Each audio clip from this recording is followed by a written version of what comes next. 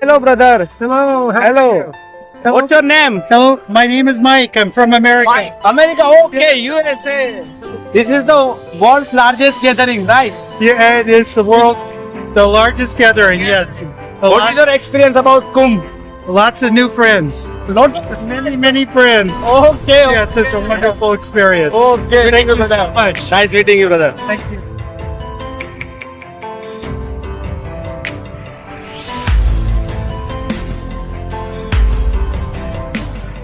ભાઈ સ્નાન તરફ જવાના ભાઈ રસ્તો છે, પબ્લિક બહુ ઓછું છે અત્યારે, અને આ પાછળની તરફ આપણે જે રોકાણ એ આપણી જગ્યા ગંગા ઘાટ છે. અહીંયા આ ગંગા દ્વારથી આગળની તરફ આવ્યા છે, અને એમ કહેવાય કે બધા જ પ્રયાગોનો જે રાજા છે ને એવાનો પ્રયાગરાજ આપણે સ્નાન કરવા માટે જઈએ. આ ભાઈ છે ને જગ્યા છે જન સેવાશ્રમ, જોઈ લો, અને રહેવા માટેની બહુ ઉત્તમ વ્યવસ્થા છે અહીંયા. માત્ર ને માત્ર 100 રૂપિયાની અંદર ભાઈ તમને ભાઈ રહેવાની વ્યવસ્થા થઈ જશે, એ બી 24 કલાક માટે.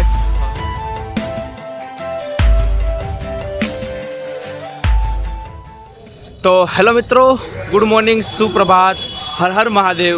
આમ તો ભાઈ અત્યારે બપોર થઈ ગઈ છે, ઓલમોસ્ટ ભાઈ 12:30 1 વાગ્યા આસપાસનો સમય થઈ ગયો છે.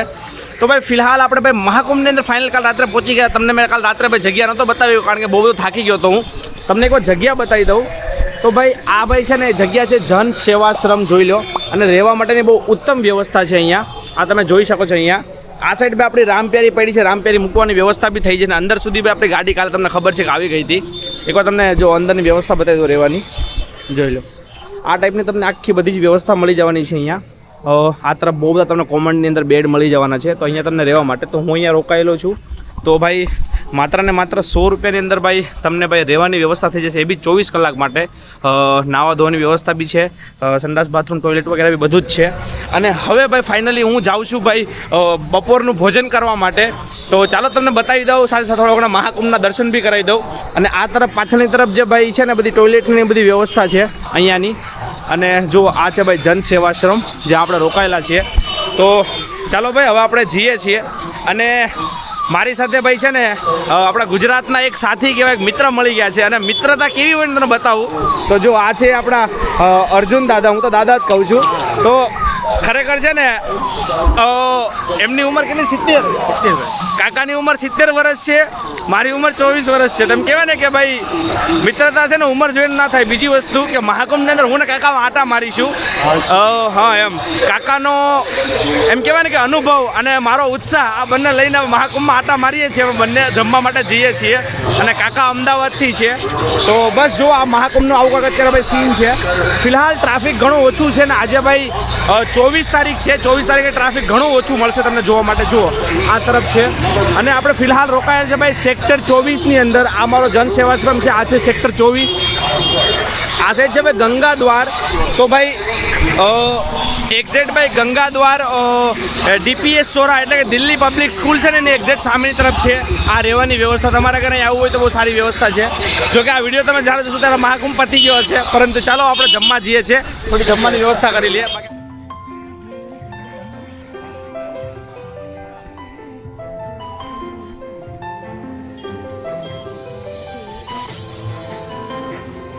Hello, brother. Hello. Hello.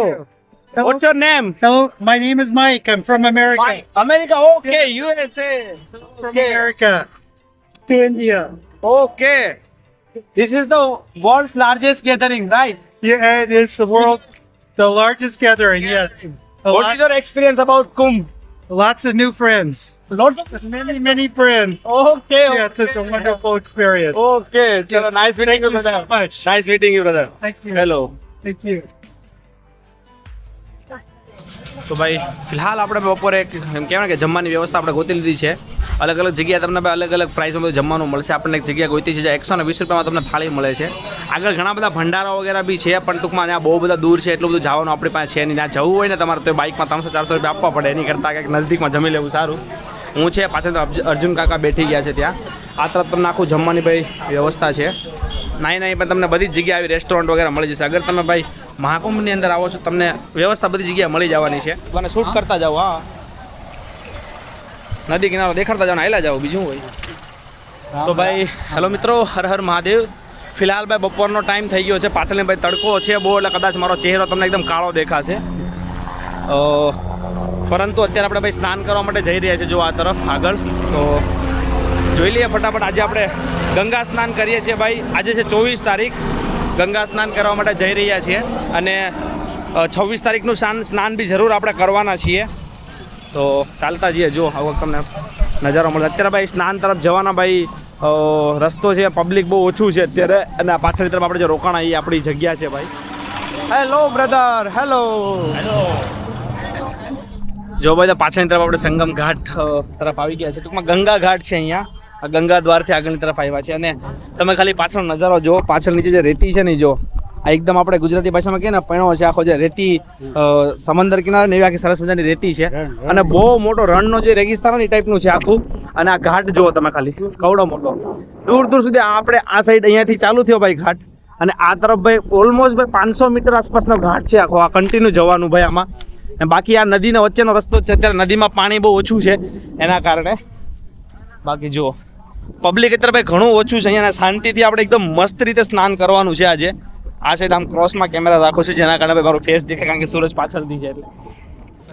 તો જો ભાઈ ઘાટ ઉપર આપણે પહોંચી ગયા છે. હું ને કાકા છે સાથે, અર્જુન કાકા બંને જીએસ ભાઈ નાહવા માટે. અહીંયા તમે આવો ભાઈ તો તમારા સામાન વગરનો ખાસ ધ્યાન રાખો. અત્યારે તમે જોઈ શકો છો પબ્લિક આ બધું બહુ ઓછું તમને મળશે જોવા માટે. જો આ બધું જ પાછળની તરફ છે. પબ્લિક તમને હા ઓછું મળવાનું છે બધી જગ્યાએ. સંગમ આગળની સાઈડ થાય છે અને આપણે સેક્ટર 24 આસપાસ છીએ. તો અહીંયા ભાઈ બધું જ સંગમનું જ પાણી આવે છે ખરેખર. પરંતુ તમે સંગમ સાઈડ તમે જાઓ ને તો એટલું બધું ત્યાં ટ્રાફિક હશે કે તમે છે ને હેરાન થઈ જશો. એની કરતાં ગંગાની અંદર, યમુનાની અંદર જેનું પાણીનું જે મહત્ત્વ છે ને એ તમે દૂર રહીને બી સ્નાન કરો ને તો બી આવી જાય. તો ખાસ કરીને તમે કોઈ પણ જગ્યાએ જાઓ છો તો પોતાની સેફટી પોતાના હાથે જ રાખવી.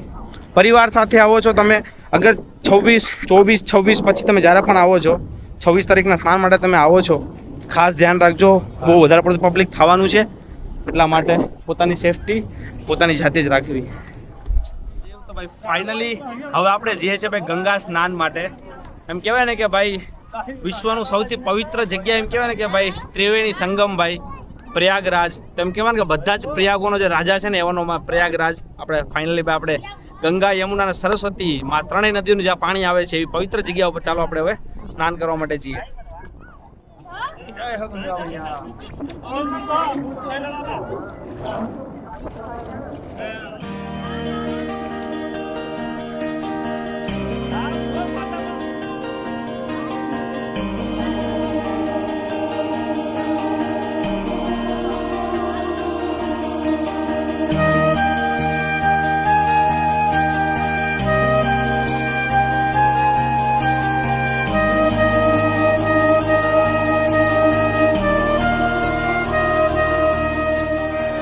તો હેલો મિત્રો, હર હર મહાદેવ. તો ભાઈ ફિલહાલ એમ કહેવાય ને કે ભાઈ પ્રયાગરાજની સૌથી ફેમસ જગ્યાઓમાંની એક જગ્યા એટલે કે ભાઈ નાગવાસુકી મંદિર ફિલહાલ આપણે આવ્યા છીએ.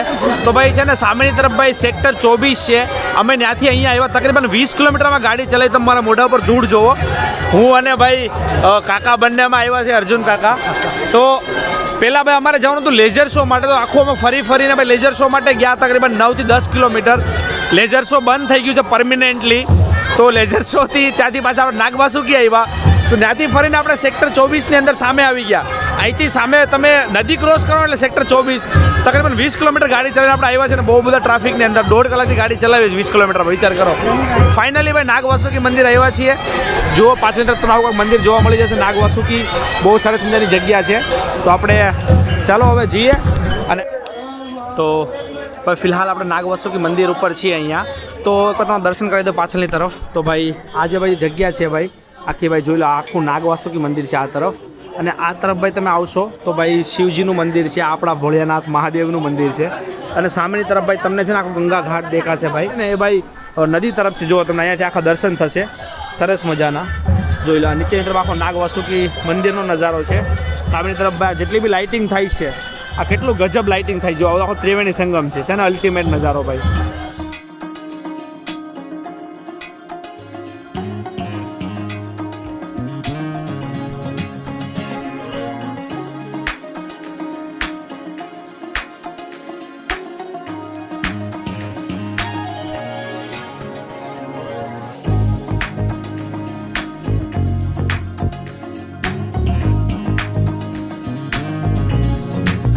ફિલહાલ આપણે પ્રયાગરાજની અંદર અલગ અલગ જગ્યાઓ એક્સપ્લોર કરી રહ્યા છે અને એમાંની એમ કહેવાય ને કે સૌથી એક મારું સ્પેશિયલ ડેસ્ટિનેશન હતું જ્યાં મારે આવવું હતું. તો ભાઈ કેમ કહેવાય ને કે અહીંયા પ્રયાગરાજની અંદર એક એવી જગ્યા છે જ્યાં 12 જ્યોતિર્લિંગ છે ભારતની એ બનાવવામાં આવ્યું છે અને દરેક મંદિરો બનાવવામાં આવ્યા છે. તો બસ હમણાં પાછળની તરફ તમે જગ્યા જોઈ શકો છો. તો મહાદેવની તમે સરસ મજાની પાછળ પ્રતિમા દેખાય છે આખી, તો તમે જોઈ શકો છો. આખો એમનો ગેટ છે ને એ તમે અંદર જશો તો તમે બધા જ મંદિરોમાં દર્શન થવાના છે. 12 જ્યોતિર્લિંગની સાથે સાથે નેપાળ પશુપતિનાથનું જે મંદિર છે એ બી અંદર બનાવવામાં આવ્યું છે. તો ચાલો અંદર જઈએ અને 12 જ્યોતિર્લિંગની જે યાદો છે ને એ ફરીથી એકવાર તાજી કરીએ.